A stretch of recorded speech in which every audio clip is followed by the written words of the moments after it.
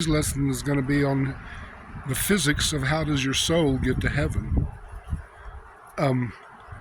It all starts with Chrystalia, which I think we've mentioned before, but Chrystalia is time-space condition absolutum.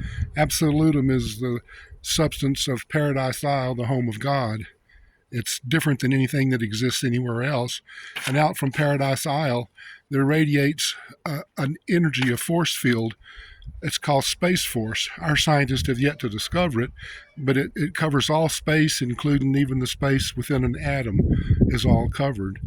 When a materialization is needed of new material to balance things in the cosmos, certain beings are able to slow down this energy coming out, and then other beings take over and make it into units of matter.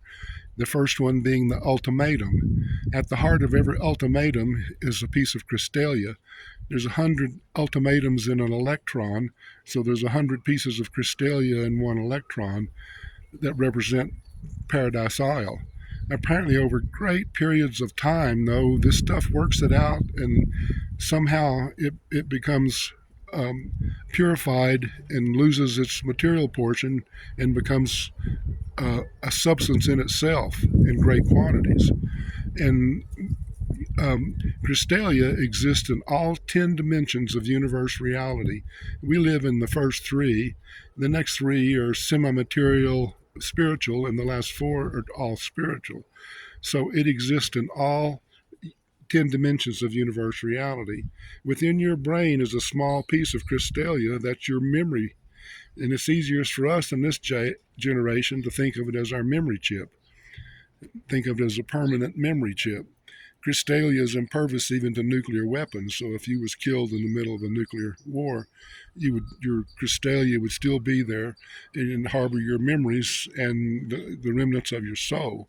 So when you die, your angels take possession of it and begin the transport, usually on the third day, to heaven.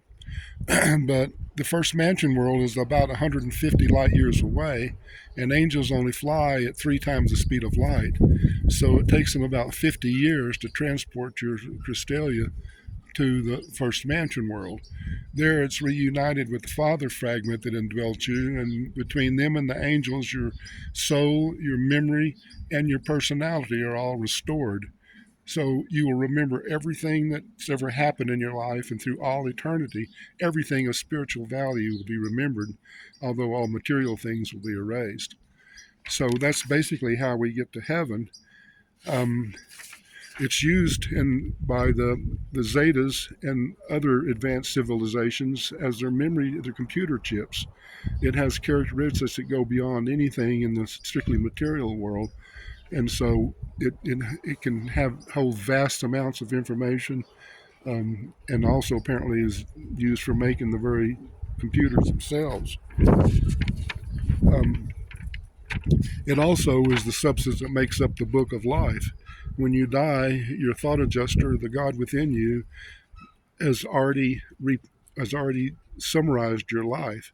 Some people that have just about died said their whole life flashed before them. And that's what's happening is the adjuster is taking a memory of everything that's happened into you, and then he deposits it in the book of life, which with all the living things, it becomes a living memory. And that's the physics of it too. So that's how how your soul, spirit, and personality make it to the first mansion world intact with the fact that you have all these memories.